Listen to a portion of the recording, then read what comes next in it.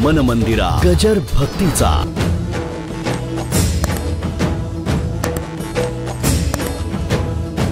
जीवनातली मोठी गंमत आहे हो. या सगळ्या गोष्टी सगळ्या कळायला पाहिजेत. मी तुम्हाला एकच सांगतो, जीवनातलं प्रत्येक अंग कळल्याशिवाय कृष्ण कळणार नाही बरं का. जो मर्यादा उल्लंघन करत नाही तो राम आहे, पण मर्यादा उल्लंघन केल्याशिवाय जगता येत नाही हे कृष्णाने दाखवून दिलंय. ती टिपरी खेळता करता रास क्रीडा होते. त्याच्यामध्ये कोणाला तरी राधा भेटते, कोणाला तरी कृष्ण भेटतो, कोणाला तरी सध्याची जी नवरात्रातली रास क्रीडा आहे ती तेवढ्या करताच आहे. मॅच मेकिंग म्हणजे रासच.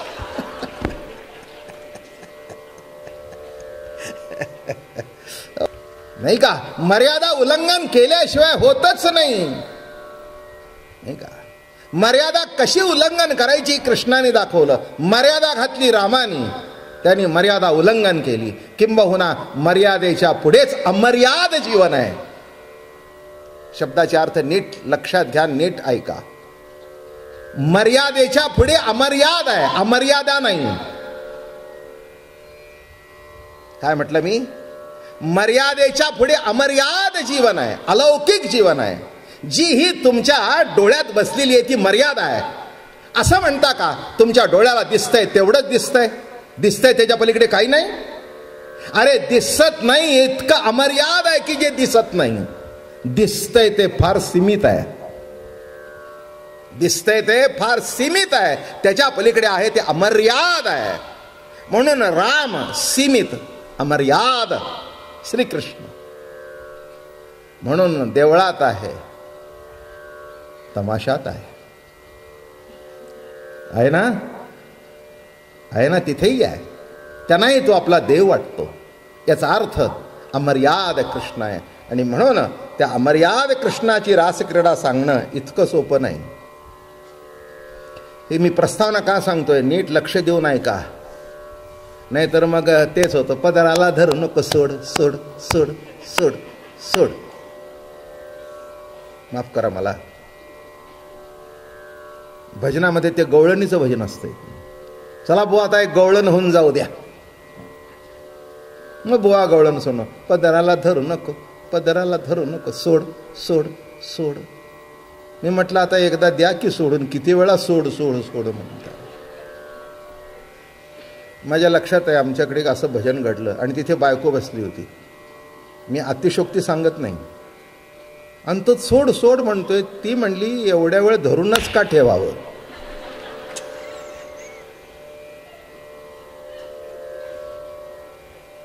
एवढ्या वेळ धरूनच सोड सोड सोड सोड सोड म्हणजे काय? हा, काय दुसरा शब्द आळवायला तुम्हाला नाहीच का? पदराला धरू नको, सोड सोड. अरे काय सोड? लक्षात ठेवा. म्हणून हे सगळं सोडून द्या आणि कृष्णाला धरा, संपलं. कामाचा पदर सोडा, विषयाचा पदर सोडा, अहंकाराचा पदर सोडा, द्वैताचा पदर सोडा आणि कृष्ण फक्त धरून ठेवा. काय एवढंच सांगण्याचा हेतू आहे. आणि म्हणून या ठिकाणी आपण आता भगवंताच्या रास क्रीडेमध्ये आपण प्रवेश करत आहोत. आणि ती रास क्रीडा सांगण्यापूर्वी अनेक क्रीडा मी तुम्हाला सांगितल्या, हेही लक्षात घ्या. एक पहिल्यांदा क्रीडा आपल्याला सांगितली, ती सुरुवात कुठून झाली लिहिलीची माहिती आहे का तुम्हाला? पुतना. बरं का, हे पुतनेचा नाश मी शेवटी रास लीलेवर येणार आहे, पण हे पहिल्यांदा ऐकून घ्या की रास क्रीडेपर्यंत येण्याकरता काय काय घडावं लागतं. मुलगी जन्माला आली म्हणजे काही मूल होण्यायोग्य नाही आहे. वयात यावी लागते, वयात यावी लागते. बरं का, वयात येऊन जमत नाही आहे. पती भेटावा लागतो, योग्य सहवास घडावा लागतो आणि योग्य सहवास घडलेला फलद्रूप व्हावा लागतो आणि मग एक मूल जन्माला येतं. नुसता सहवास नाही तर योग्य सहवास. हेही नीट लक्षात घ्या मी काय म्हटलं ते. तसं रास क्रीडा हे प्रभूशी मिलन आहे, हे ऐक्य आहे. ते ऐक्य घडणं इतकं सोपं नाही आहे. त्याच्याकरता काही काही गोष्टी बरं का. हे बघा, सासू सासऱ्यामुळे मुलगा हे सिद्ध आहे, पण काय मग सासू सासरे लग्न झाल्यानंतर बरोबर असू नयेत. काय म्हटलं मी? बोधपुत्र निर्माण झाला जेव्हा आणि ममता म्हातारी मरून गेली तेव्हा. काय अर्थ असेल याचा? बोधपुत्र निर्माण झाला तेव्हा, केव्हा? नाथ महाराजांचा अभंग आहे.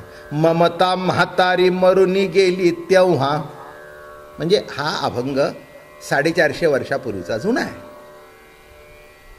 तेव्हा त्या काळात आपल्याला जायला पाहिजे. पूर्वी लहानपणी लग्न व्हायची, मग पोरगी वयात यायची, पण त्या म्हातारीला आपला मुलगा आपल्या हाताखालचा गेलेला बरा वाटायचा नाही, म्हणून त्या पोरीला एकत्र येऊनच द्यायची नाही. ती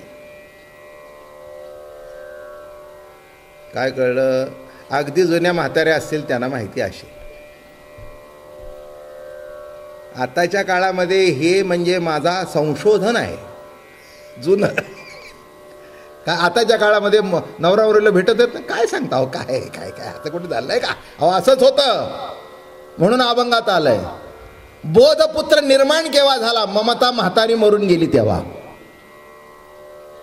1 वर्ष झालं, 2 वर्ष झालं, ते म्हणले अहो पोर का होत नाही, अहो कसं होईल? बाहेर तिच्या नावाने ओरडायचं, पण रात्री मुलगा झोपायला लागला की म्हातारीने म्हणायचं बाळ्या माझ्याजवळ झोप. मग शेवटी नात म्हणले, एक दिवस ती कचकली. ममता रूप जी म्हातारी आहे ती मेल्यानंतर हे जीवशिवाची गाठ पडली आणि तिथे बोधपुत्र निर्माण झाला. प्रत्येक गोष्टीला संगती आहे, प्रत्येक गोष्टीला अर्थ आहे. हे नीट नाही कळले तर जमणार नाही. हे सांगतोय तर अप्रस्तुत नाही, अर्थ असेच आहे त्याचे, बरं का. तसं इथे काय सांगतायत? दुष्ट वासना नष्ट झाली पाहिजे. दुष्ट वासना हीच पुतना.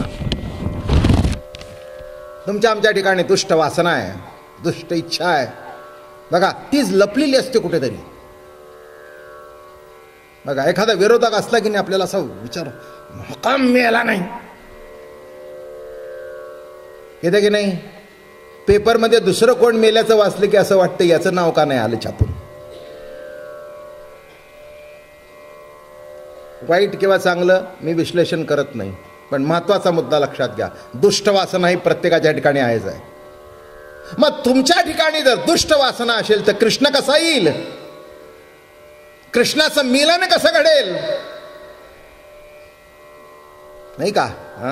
ही पहिल्यांदा पुतना मेली पाहिजे. दुष्ट वासना काय भरलेलं आहे? त्या दुष्ट वासनेमध्ये विष भरलेलं आहे.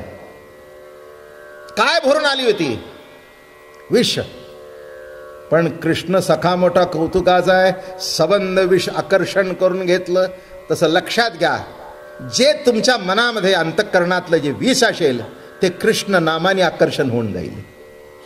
त्याच्याकरता कृष्ण भजन करावं, आपोआप ते विषाचं निर्विष होऊन जाईल. म्हणून आपण म्हणतो जय जय राम कृष्ण हरी. रोज सांगतो आपण, नामस्मरण करा का? जय जय राम कृष्ण हरी, जय जय राम कृष्ण हरी, जय जय राम कृष्ण हरी, जय जय राम कृष्ण हरी. म्हटलं की काय होतं? जे दुष्ट वासनेचं विष आहे ते संपून जातं आणि पहिल्यांदा ती पुतना गेल्याशिवाय पुढचं जमत नाही. काही काही गोष्टी ह्या लक्षात येणं आवश्यक आहे. दुष्ट वासना, त्याच्यानंतर अविद्या, अज्ञान. आपल्या अंतःकरणामध्ये कुठेतरी अज्ञान आहे आणि अज्ञानामुळे गाडी वेड्या वाकड्या मार्गाने जाते. अज्ञान रूपी आपलं जीवन रूपी गाडा नीट चालायचा असेल तर अज्ञान रूपी शक्तासूर मारायला पाहिजे. तोच गाडा मारला, तो गाड्याचं रूप घेऊन आला होता. शक्तासूर कशाचं होतं? आपल्या जीवनाची वाटचाल जर योग्य व्हायची असेल तर हे अज्ञान संपलं पाहिजे. लक्षात घ्या, काही काही माणसांना इथे पहिल्यांदा जेव्हा येतात पुण्यात तेव्हा हे गणेश क्रीडा माहिती नसतं. मग ते इकडे जातात, तिकडे जातात, तिकडे जातात, तिकडे जातात, फिरून फिरून फिरून फिरून मग फोन येतो, अहो काल आम्ही आलो, काही भेटलं नाही, अहो कुठे गेला होता? मग त्याला नीट पत्ता देऊन अमकं स्वारगेट अमकं असं होय. मग तो बरोबर येतो. तो म्हणले मला वाटलं गणेश क्रीडा हडप सरलाय. धन्य. मन मंदिरा गजर भक्तीचा.